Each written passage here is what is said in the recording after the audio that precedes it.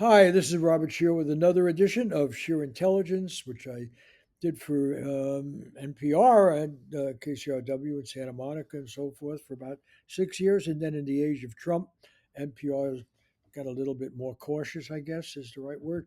So I still do it with SharePost, and it's out, on Spotify, Apple, all these places you can hear a podcast.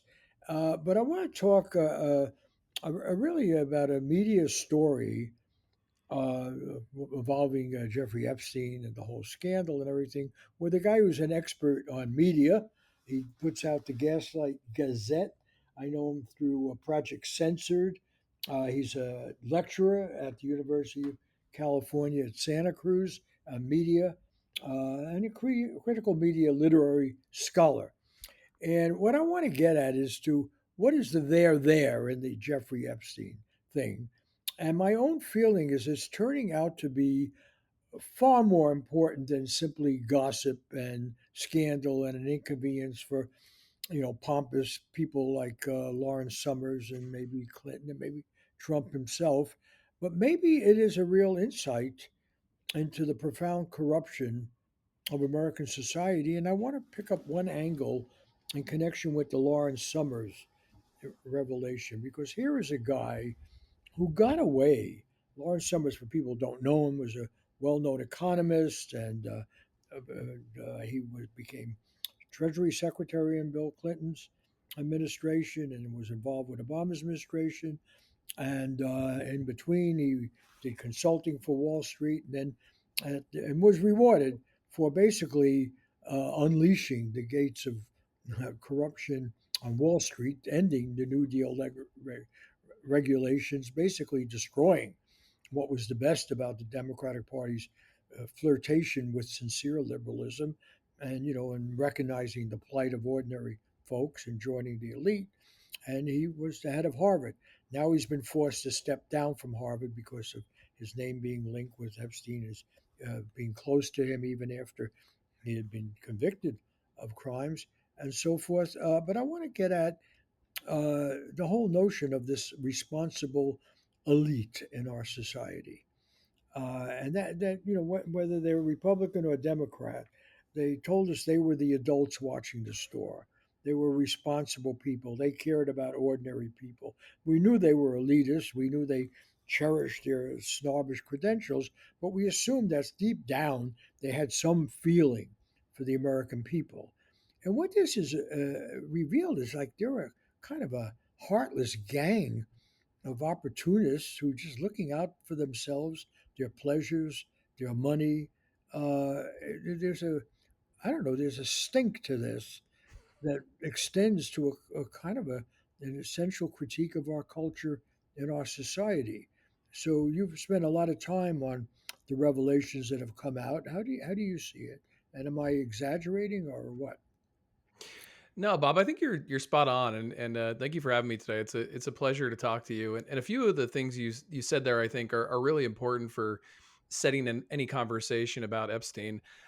Anybody interested in having a Team Red versus Team Blue analysis of Epstein is not going to get anywhere with the story. Anyone who reduces this to just a story of victims and Epstein, I don't think is going to get to the heart of the story, and I think this has been one of the issues that news media have largely had with this story in the United States. They've generally dismissed it as a bunch of conspiratorial thinking. As more evidence emerged, they try to talk about it in the hyper partisan frame of Democrats versus Republicans. And now they're trying to talk about it in this frame of getting justice for the victims, which I want to reiterate. This is really important. These are children who are victims of Epstein's crimes, but they seem to conveniently keep dancing around this other part of it, which I think you spoke to there by talking about elites. Um, they seem uncomfortable with asking questions about how Epstein got this access to power, what he was doing with these folks in power. I heard Abby Phillips on CNN refer to him as like an information collector, as if he's some lone wolf who's going around like a journalist and collecting information and leveraging powerful people. It seems like there's a lot more to this story. The emails and documentation that have come out thus far show someone who not only was connected to people in power, but was doing favors for people in power, particularly the United States government, the Israeli government, and possibly the Russian government in some of these emails as well. And I think that's the much larger story is what was Jeffrey Epstein doing on behalf of these interests? Because whatever he was doing, it seems like this engagement in pedophilia and potentially blackmail or character assassination was a part of that larger effort. And the news media has largely just kind of dismissed that as a conspiracy, even though as more and more of these documents and emails come out, it seems very clear that Epstein was doing more than just trafficking children and sex victims. Well, what was he doing? It's difficult to say. We know that he was brokering some intelligence deals, particularly for Israel. These included advocating on behalf of Israel for agreements in Mongolia. We know that in some of the emails, he claims to be giving dirt on Donald Trump to the nation of Russia. We know that he got his start from Bill Barr's father, who came from the OSS, which was the predecessor to the CIA. When I say his start, Jeffrey Epstein was able to teach at this very elite preparatory school called the Dalton School, where Barr's father was in charge of. And so we see these connections and discussions of distributing information and doing actions on behalf of other governments, but the news media doesn't seem to want to connect the dots. They act as if he's just some lone wolf who happened to have these connections. Yeah, I mean, what I want to get at is he seems to have been the glue that networked these people.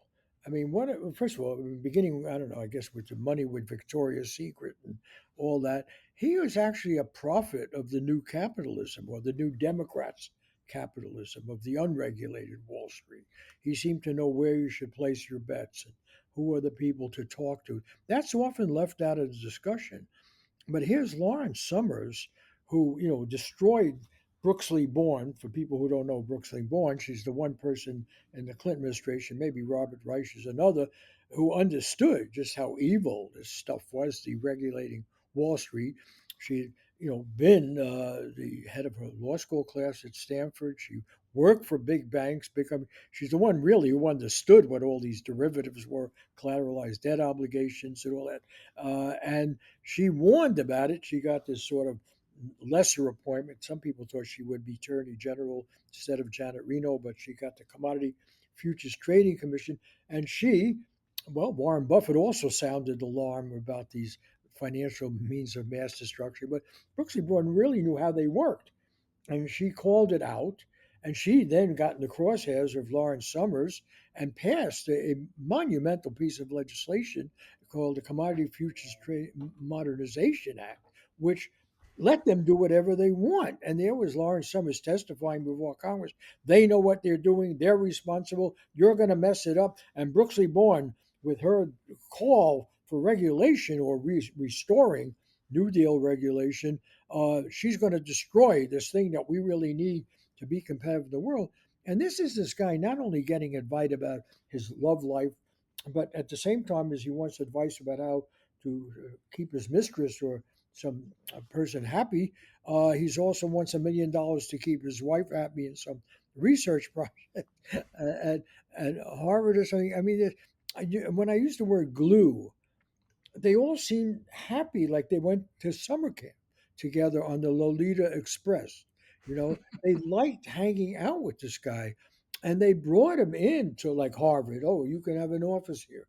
I mean, what do you bring a predator into a college campus? Oh yeah, and they just like, I guess if we're going to have an old boys network, this seems to have been the Jeffrey Epstein network. And so what did he do for them? And in some sense, it was kind of was a window to a capitalism that they thought was fun, that they could enjoy. He threw a lot of money around.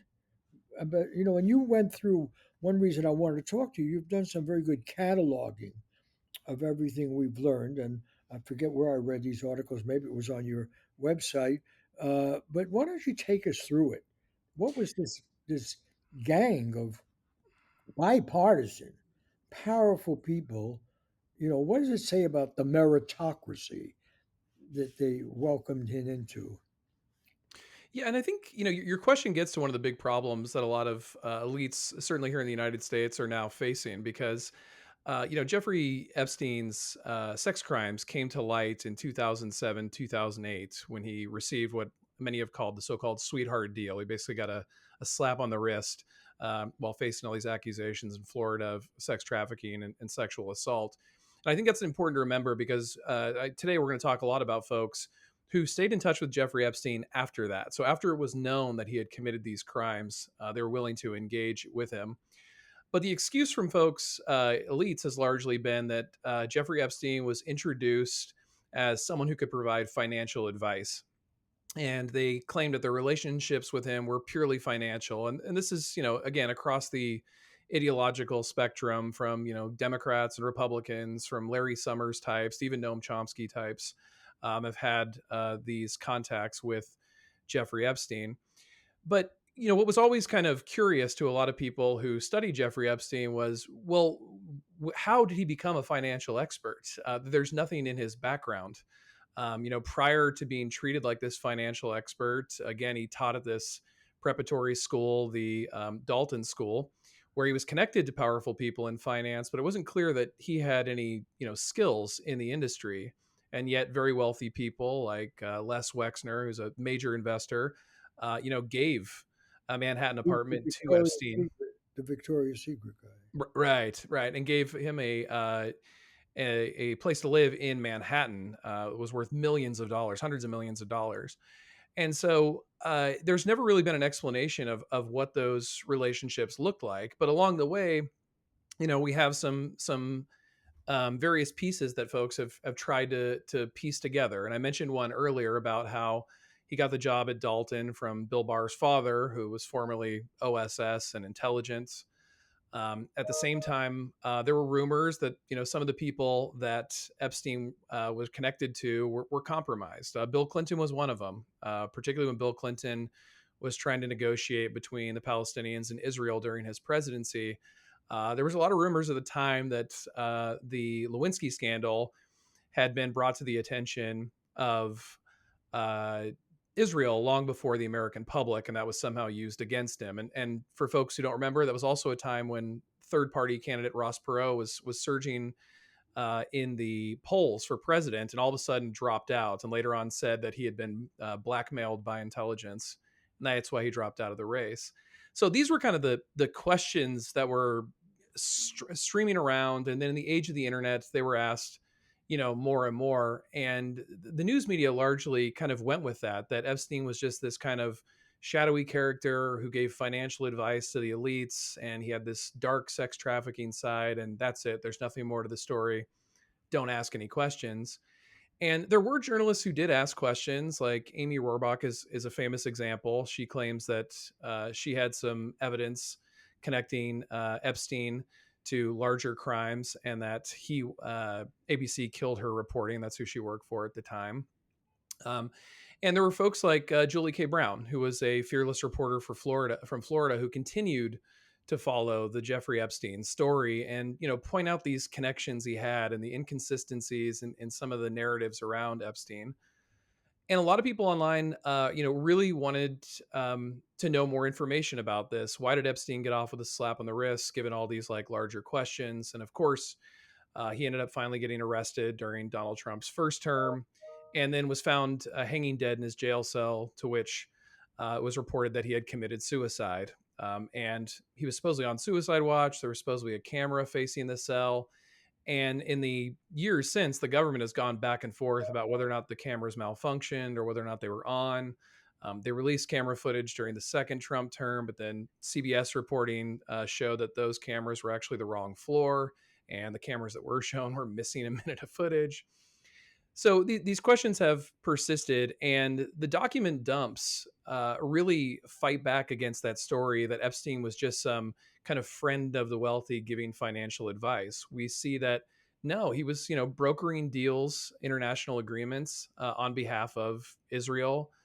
He was trading dirt on certain people, particularly Donald Trump, to Russia, and Epstein had made these larger connections where people would come to him for advice and information on other people. Most famously, the representative from the Virgin Islands in Congress, Stacey Plaskett, who was his representative at the time, was live texting with Jeffrey Epstein while she was interviewing Michael Cohen during a Michael Cohen congressional hearing during Trump's first administration. So the whole story we've been told about Epstein is not really supported by this documentation. It's a lot more complicated, and it shows a much more complex figure with further reach each time more of these documents come out. And we have to remember we're only seeing a little slice of what's out there. And if the Trump administration goes through with this new bill it signed, it already sounds like they're filtering out certain information. So we're going to continue only to get pieces of the story as we try and figure out this larger picture of who Jeffrey Epstein was and what his larger purpose was. But it's very clear he was not just some financial advisor. He was much more than Well, that. what I want to get at is I'm less interested in who Jeffrey Epstein was, rather than what the system is that he was could be so central to. And it's not like he's just, there are pimps that can get you whatever sexual excitement you want, and without being invited to have an office at Harvard, or being expected to be big donors. He didn't have that much money so that he could just buy his way. And that's why I use this concept of the glue. I mean, after all, there's a social glue in any situation. There's the apparatchik in Russia, and it's under Stalin. There's who are the players and so forth.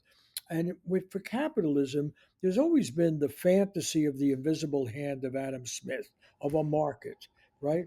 And people who relate because they look at profit, they look at figures, they maximize the opportunity and so forth.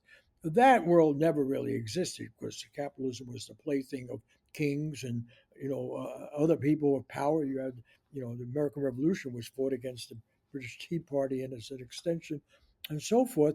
But there was at least a sense going up through the robber barons and all those folks, and even into the Rockefeller brothers and so forth, that they were focused on the bottom line. They were focused on maximizing profit, right?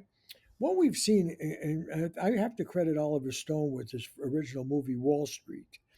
We saw the culture of corruption that is the glue, the use of drugs, the use of sex. Yes, I want the money, but I want the money so I'll have power over other people. I can exploit young women, which is the case here. And I don't think you can separate the decadence from the appeal of someone. That is the MO that he's selling. They had to know. They called it the Lolita Express. They had to know they were. That's why I used it. They were the sort of degenerate gang of guys. We're into something here, there was this. We saw it in the other movies that came out, The Wolf of Wall Street, and I forget all their names, but they all capture that. An Inside Job, which is a terrific documentary on all this. The corruption was central to the operation. And after all, when they said he knew a lot about finance, that has nothing to do with econometrics and really figuring out profit maximization and supply chains and all this stuff. That has to be lying. It has to be manipulating people. It has to have the aura of success, which is, after all, what collateralized debt obligations were, credit default, phony insurance policies, phony valuations, lumping things together and then selling them as something different than what they were. So scamming is really central to the enterprise. And I think the big story here, right, is that ideology of his, or psychology, or whatever it was, provided a sense of we are modern. Both of the pieces of legislation, the Financial Services Modernization Act and the collateral, well, the what is it, the Commodity Futures Modernization, stressed the modernization. The New Deal was old fashioned. The old economy of labor unions and fighting for workers' rights, and how do you spread it around more? That's old fashioned. We're now in a new world, combined with the internet, right? Where all that matters is who you know, where you're placed, who you can rip off, how you can con, and he was central to the con. He was hip. He knew sexy people. He could have fun. It's like I once went not that long ago to the Bohemian Grove, but there were still the bushes were there and everything. Somebody had invited me, and that was what it was. It was a decadence festival. But at least in the older days, they thought maybe they still brought in prostitutes, but they thought we can't be too blatant here, and we certainly can't go for hard drugs or anything. But now in this new world of and then let's use the labels, New Democrats, the Clintonites, and so forth, which Lawrence Summers was the quintessential New Democrat, right? Oh yeah. And yeah, the decadence was the glue. That's what gave it, and that also gave you the haze where you didn't have to think too long. Well, the guy's a pervert, the guy's done this. It's terrible. The 14-year-old girls get, this is evil. No, it's not evil. It's part of an atmosphere of delightful corruption almost, it's exciting. We're young again, and I think it requires a cultural critique.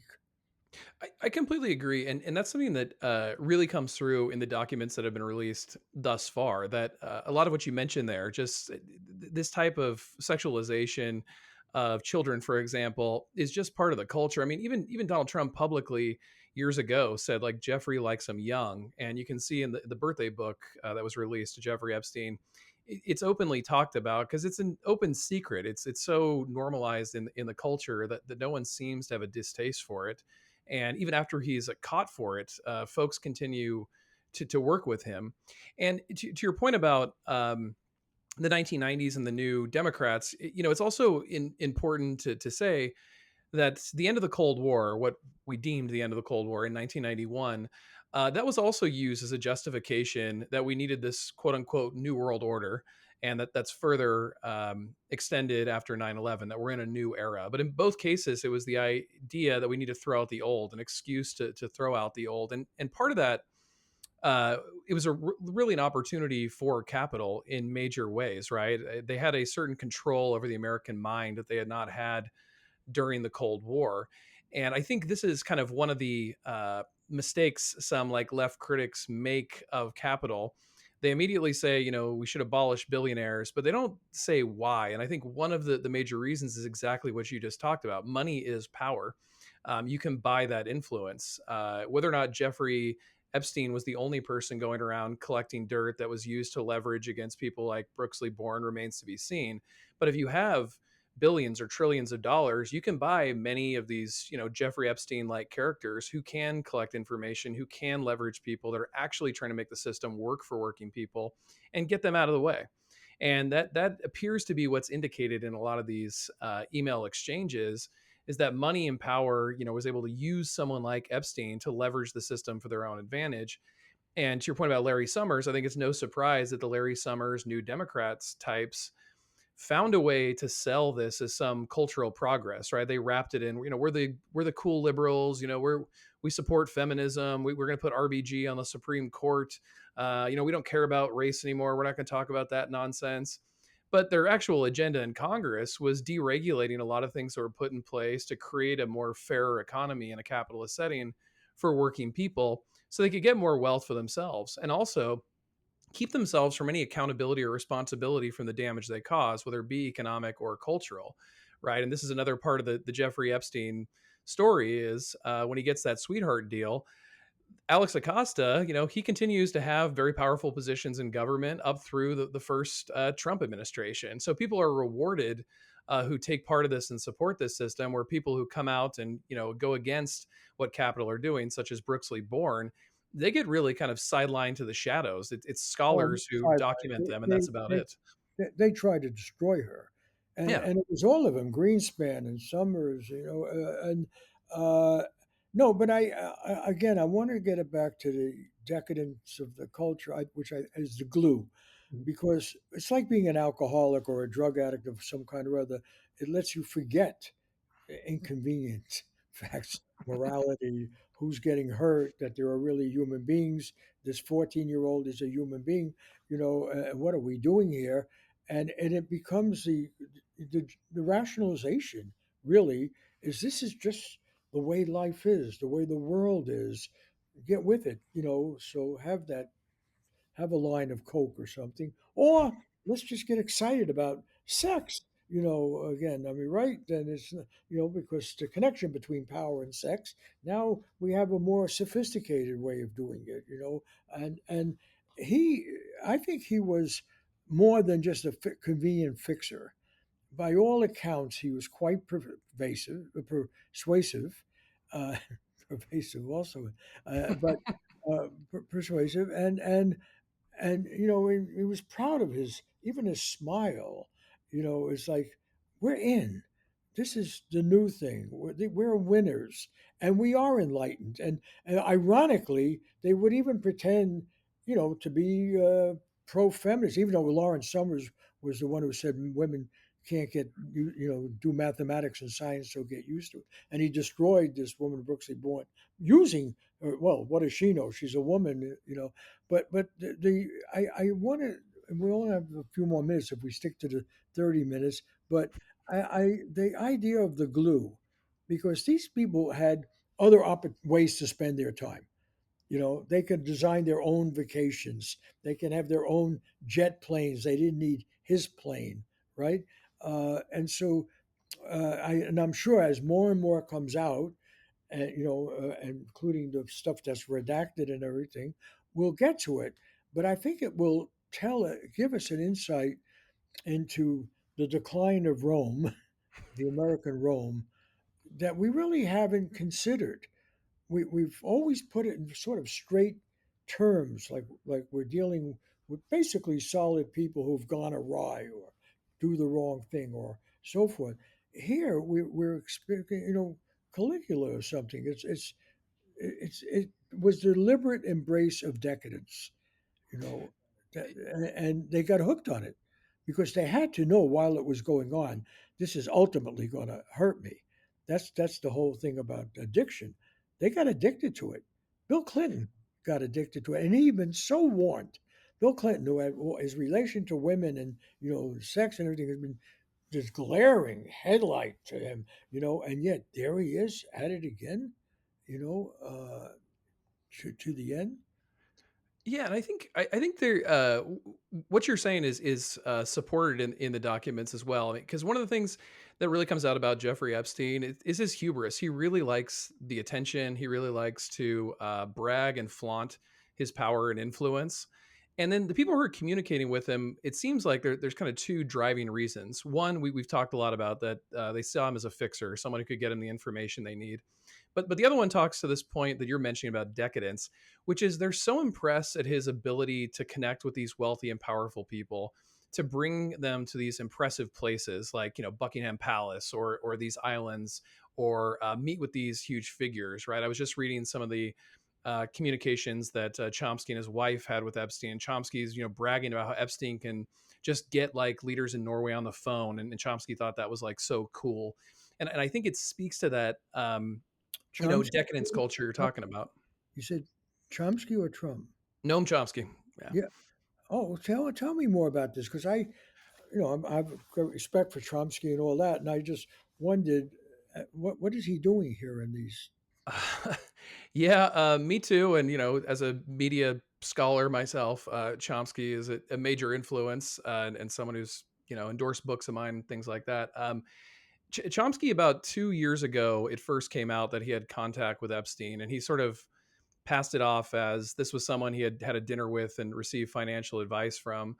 But some of the recently released emails show that it was a lot more than that, that he was in contact with Epstein a lot between 2017 and maybe through 2019, but at least after 2017, because he signed his emails from Arizona State, where he had started working in 2017. And in those emails, Chomsky, talks about Epstein like a friend and these different meetings they've had. And Epstein talks about how Chomsky visited Epstein's New Mexico home, which is currently a focal point of investigation for whether or not there were sex crimes there as well. This stuff is just coming out now, but yeah, that was kind of what we know about Chomsky thus far. But yeah, I mean, it's the network, the connections. I mean, there's a lot of these people. You wonder would they be in the same room were it not for this glue? That's Hmm. that's why to me this is it really shows the instability of leadership in the American experience now. I mean, it's always been there. It's always been these kind of contradictions and madness, but this is also an example of the decadence of the best and the brightest. After all, that's a theme that I know you've dealt with. But the people who have really messed up this experiment in democratic capitalism or democracy went to the best schools. They had professed often the best motives. They warned us about the excess of power. They warned us about the need for separation of powers and checks and balances and transparency.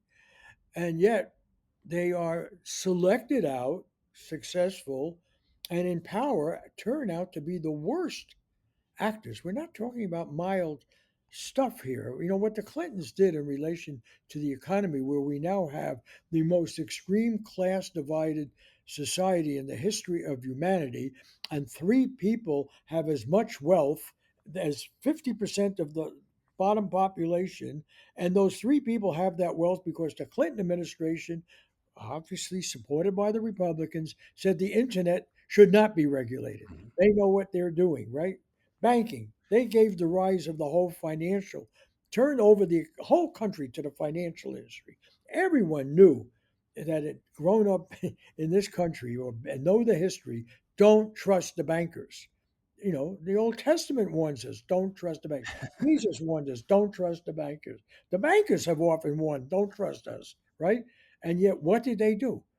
In the name of kind of a new democracy or new liberalism, or a neoliberalism, they said, "Hey, we really like these guys. They like us. They support us in our campaigns, and everything." And you know what? They don't have the burden of being overtly racist or misogynist. They are in their behavior, but we can keep that behind closed doors. There's something so profoundly sick about this. What I'm trying to do is address a question you have raised. Is it worth the attention? And I'm saying this is the story that will not stop giving in terms of insight. I think this is, you could just spend the rest of your life on it. No, because it will keep revealing, an ugliness, yeah, I would use the word the decadence of America that will make actually the robber barons seem saintly by comparison. At least there you could say, "Oh, I know he wants to get so much of this money," but at the end he'll put it into libraries or do the right thing or something. We had this sort of illusion about Gates and Buffett, people like that. They'll give it back. These people are willing to destroy everything. Yeah, and I think one of the interesting authors that's helpful here is Catherine Liu from University of California, Irvine. She wrote this book called Virtue Hoarders, and she really speaks to what you're talking about there about how these people get so high on their own power, they start to believe their own rhetoric and think they actually are the most virtuous people. So they have no problem finger wagging at others for being racist or sexist or whatever, but they totally ignore how they're engaging in the exact same behaviors they're accusing others of, and Oh, worse, in worse. yeah, worse. Yeah, worse. I, And I mean, really,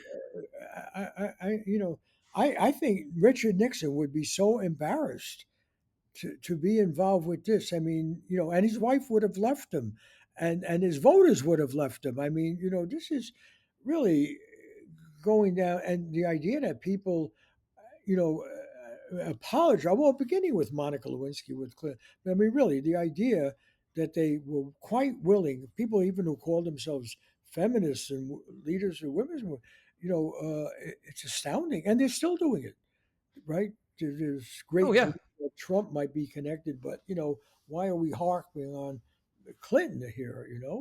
But it's it's funny you bring up Nixon because I was going to mention this earlier when you brought up Bohemian Grove that I like a lot of people of my generation were interested introduced to Bohemian Grove via the internet with Alex Jones, member who broke into Bohemian Grove and claimed he had exploited or exposed the elites, and he had audio of Richard Nixon talking about Bohemian Grove. And he's someone who's told this story for decades, and I've been a huge critic of his, and I think he's problematic to put it lightly.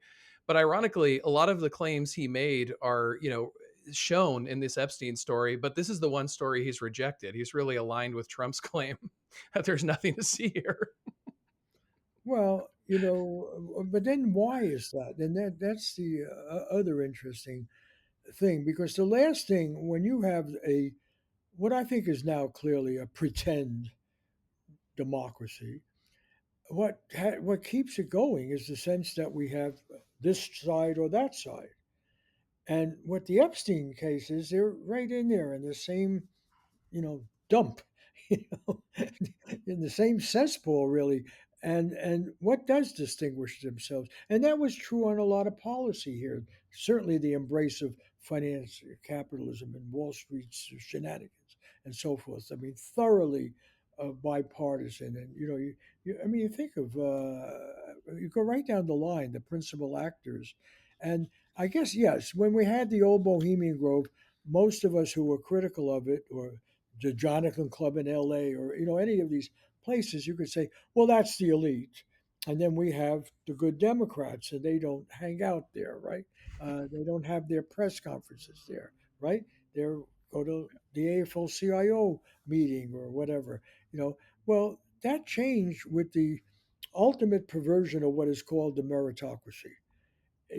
Okay, we admit other people in, but now you really have to convert and be one of us. And that means power for power's sake. It means virtue cleansing. We always know how to frame it properly. And in fact, Trump is a great, I don't know, we could end on this, but I think there's something, God, I'll never hear the end of saying this. I'm not apologizing for Trump, but there is something refreshing about his crudeness, about his bullying. And I think that's why he has so many critics, in, including in the establishment. He gives away too much.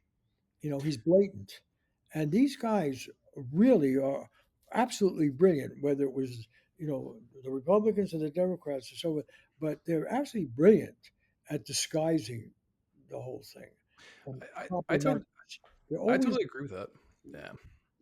That that seeming You authenticity you is said I really do agree. You do agree? Oh yeah, I agree with I think Good. So Trump's when able to people attack me, I'll say you, because if you say anything about this, well, of course, it's right now, the Democrat, we have to rally around the Democrats because obviously Trump is, proto-fascist, and I think people are going to have to face up to this. That this problem, it really begins. Reagan might have been the vehicle, but he failed. He had the saving loan scandal. He, maybe had a little bit too much sincerity. He actually almost, changed his view about Gorbachev and so forth. But with coming with Clinton, really was the coming of the manipulators, these incredibly sophisticated people. And I keep bringing it back. Maybe a last word about Lawrence Summers, because, I think it says it all right there. Why was he rewarded with Harvard after destroying, this New Deal? Right? He was the prophet of it, and why? And then why did they think he would change his ways? No, they didn't. They thought he would bring in more money. Right. That was, by the way, Epstein's appeal. Right. That he was connected with all these people. Yeah, and he could get this money. And I think to your point about the kind of uniparty that we kind of have this fake division amongst the parties. This is where I think we bring in also a question about the news media, because are these candidates in this era, the Clinton or post Clinton era, are these folks who have been or could be compromised? The news media are really the ones who need to be asking that question. And the fact news media have been so hesitant to ask that question also ask questions about what their role are in this, because Epstein was also a source for many press outlets as well.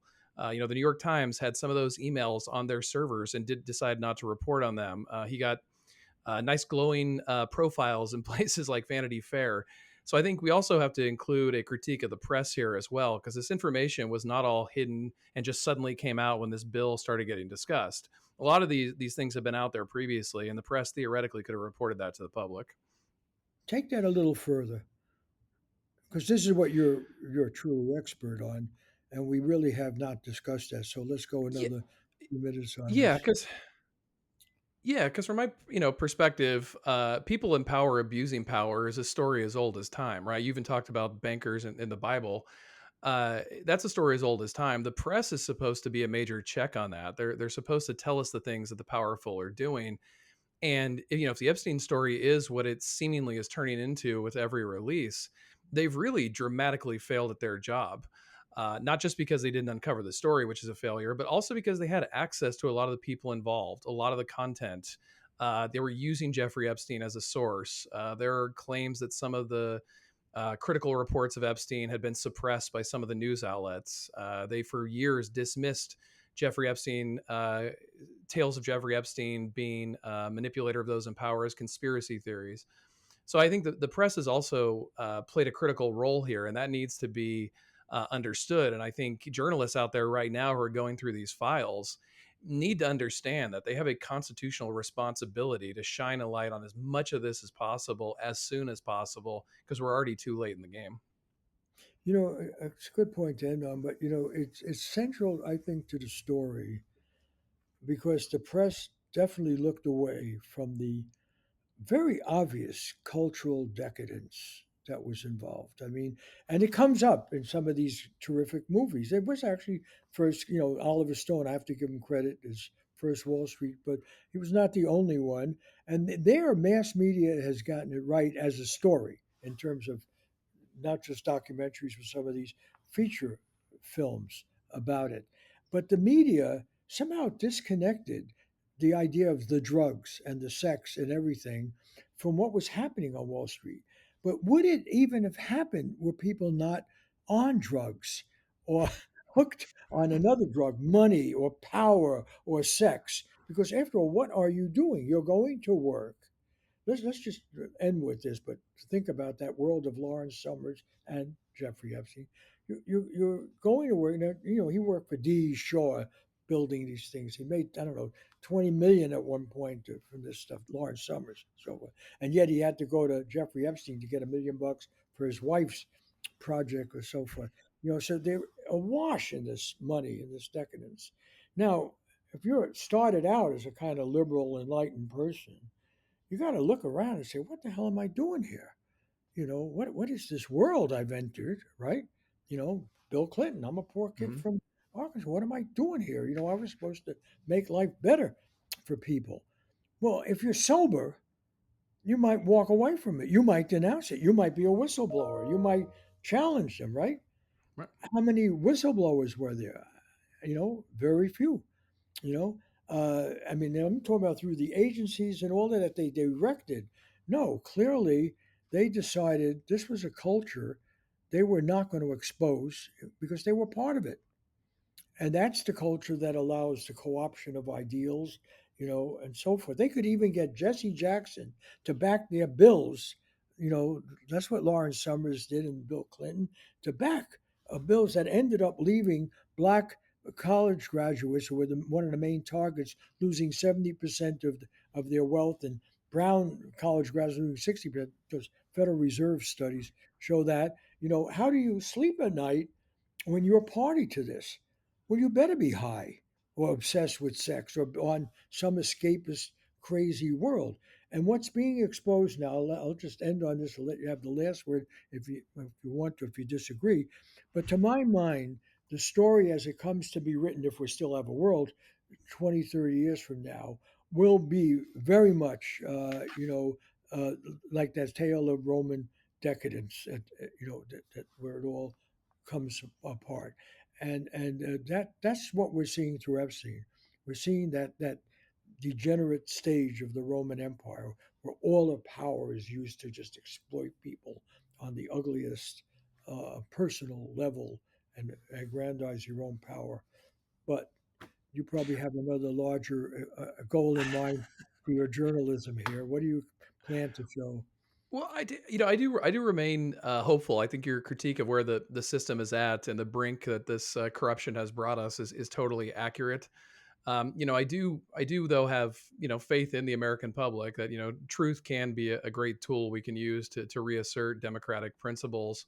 But that's also why, to we talked about earlier, I think this story is so important. I think the public needs to understand how the system works, how this corruption becomes normalized, how power is utilized to leverage the system against itself, so we can hopefully create something alternative that doesn't allow it to happen again.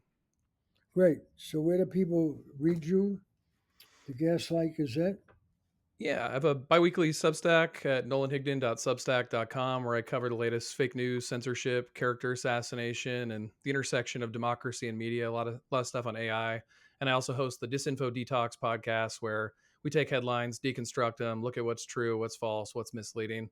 And again, Bob, I just want to say thank you so much for all the work you've done over the years, and thanks for having me on the show. I wish I'd had a better impact, but I no, don't really, think you need that. I just one last thought. I mean, I have to say, I actually believed, for all of its imperfections, I didn't get into journalism because I thought the end was here. I thought, it could, but I really thought the system works. And I must say, I interviewed Bill Clinton before he was president, and I interviewed a lot of these people. I when I read the Epstein thing, I just, how did these people get into this? I don't know. It's a discussion, I think, but it really asks you, where are ethics, where's morality, where are your standards, what, that's, and why, by the way, let me be positive the way you were. It just was too much for Congress to look the other way. Yeah. Suddenly we do have separation of powers. Trump would have liked to bury it, right? There were Oh, probably absolutely. plenty of other top Democrats would like to bury it. Why are we belaboring this? And suddenly, the from the right and some of the left in the Congress said, you know, enough is enough, and you can't cover this up. And there was a incredibly large veto-proof vote that said we have a right and need to see these files. And so I guess what I take away from what I've been trying to say, and I think we're in agreement on this, I don't think this should be trivialized.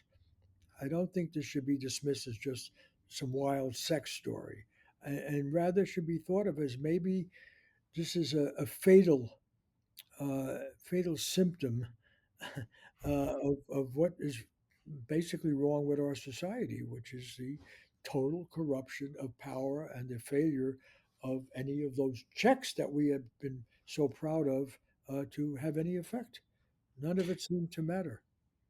Yeah, All I right. think I think that's well said, and yeah, oh yeah, I think it's well said and spot on. And during this year of corruption, I've talked a lot about how this country desperately needs like a church committee type moment. I didn't think the Epstein story would be that moment, but it's starting to look that way, where Congress, in a bipartisan sense, is at least taking some of these stories serious, and some of the media are following it as well. So that gives me a little bit of optimism, despite the dismantling of the system we discussed. Okay, well, that's it for this issue of Scheer Intelligence. I want to thank Joshua Scheer, our executive producer, for putting this all together, and Diego Ramos, the managing editor of SheerPost.com. See you, I guess, in a couple of days, since I'm doing these things about 3, 4 times a week. There's a lot to cover. See you then. Bye.